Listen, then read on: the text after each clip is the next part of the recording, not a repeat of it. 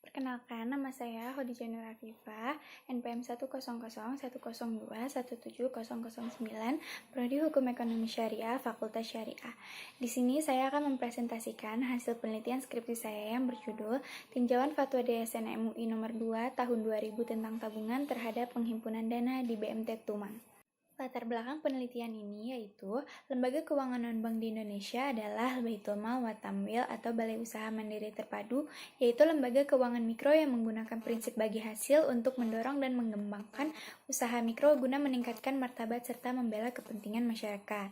Sebagai lembaga keuangan mikro syariah, BMT melaksanakan fungsi menghimpun dana serta menyalurkannya. Dalam Undang-Undang Nomor 21 Tahun 2008 tentang Perbankan Syariah, Bank Syariah merupakan bank yang melaksanakan kegiatan usaha berdasar prinsip syariah.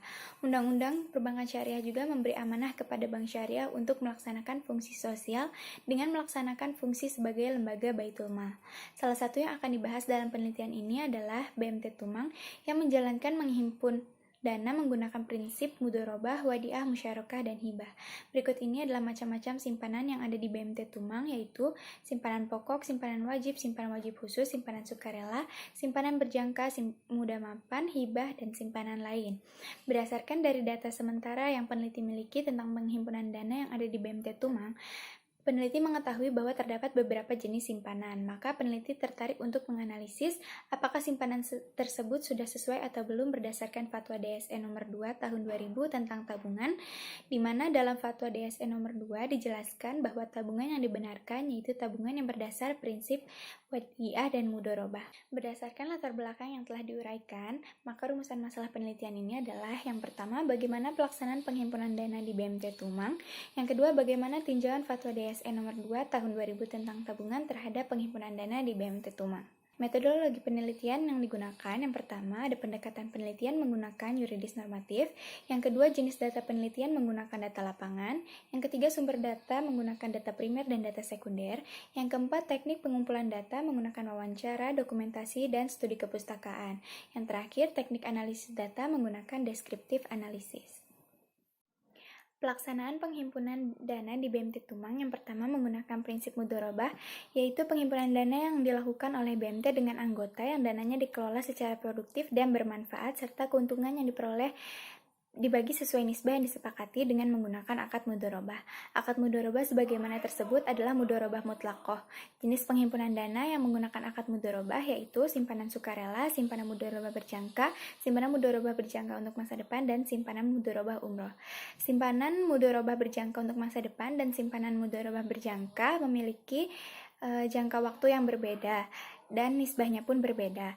Lalu nisbah simpanan sukarela untuk anggota 30% dan BMT 70%, untuk simpanan mudharabah umroh anggota sebesar 65% dan BMT sebesar 35%. Selanjutnya, pelaksanaan penghimpunan dana di BMT Tumang menggunakan prinsip wadiah merupakan dana yang dititipkan kepada BMT oleh anggota atau bukan anggota yang bertujuan untuk dijaga keselamatan, keamanan, serta keutuhannya dengan memakai akad wadiah.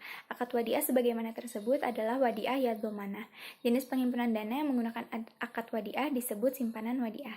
Bonus simpanan wadiah yang pertama, pendapatan atau keuntungan yang diperoleh BMT sebagian bisa diberi kepada yang menitipkan sebagai bonus dengan syarat yang tidak diperjanjikan sebelumnya. Yang kedua, bonus yang dibayarkan kepada pemilik dana adalah mengambil porsi pendapatan yang diperoleh BMT dan diperlakukan sebagai biaya operasional. Yang ketiga, bonus yang didapatkan penitip dikenakan biaya pajak sesuai dengan ketentuan perpajakan yang berlaku. Selanjutnya, pelaksanaan penghimpunan dana di BMT Tumang menggunakan prinsip musyarakah, yaitu penghimpunan dana yang dilakukan oleh BMT dengan anggota yang masing-masing memberikan kontribusi dana dan keuntungan yang didapatkan dibagi sesuai nisbah yang disetujui bersama dengan menggunakan akad musyarakah. Jenis penghimpunan dana yang menggunakan musyarakah yaitu simpanan pokok, simpanan wajib, dan simpanan wajib khusus dengan nisbah sebesar 35%. Yang terakhir, ada penghimpunan dana menggunakan prinsip hibah, yaitu penghimpunan dana yang dilakukan oleh BMT dengan pihak lain yang bersifat sukarela tanpa adanya imbalan oleh pemberi dengan menggunakan akad akad hibah. Pendapatan hibah merupakan pendapatan berasal dari badan atau lembaga atau perseorangan. Dari praktik yang dilakukan oleh BMT Tumang, dapat terlihat bahwa BMT Tumang melaksanakan penghimpunan dana dengan akad mudharabah dan wadiah sesuai Fatwa DSN nomor 2 tahun 2000, seperti hasil wawancara penulis dengan Dewan Pengawas Syariah dari BMT Tumang yang mengatakan, BMT Tumang melaksanakan produk penghimpunan dana sesuai dengan fatwa yang digunakan pada BMT ini. Kemudian, DPS memberi izin penulis untuk melihat buku laporan pengawasan DPS dan tertera bahwa produk BMT Tumang terdiri atas penghimpunan dana menggunakan akad musyarakah, mudharabah, wadiah, dan hibah. Untuk memastikan kesesuaian pelaksanaan akad-akad tersebut, penulis melakukan wawancara dengan anggota DSN. Beliau mengatakan, BMT nampaknya menyatukan seluruh kegiatan koperasi dengan produk. Koperasi akadnya dengan para anggota, maka akad yang digunakan adalah akad syirkah, dan itu bukan produk keuangan sebenarnya. Akad tersebut adalah akad yang mengikat pembentukan koperasi. Kalau di perusahaan dinamakan syirkah mufawadoh, di koperasi namanya syirkah inan. Semua orang dapat memberikan simpanan pokok, simpanan wajib khusus. Maka itu dinamakan syirkah, bukan tabungan atau produk keuangan.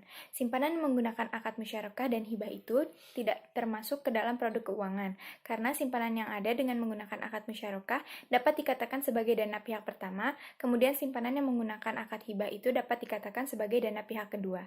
Maka penghimpunan dana yang menggunakan akad musyarakah dan hibah dirasa kurang tepat apabila merujuk kepada Fatwa DSN nomor 2 tahun 2000 tentang tabungan. Sekian yang dapat saya sampaikan, kurang lebihnya mohon dimaafkan. Assalamualaikum warahmatullahi wabarakatuh.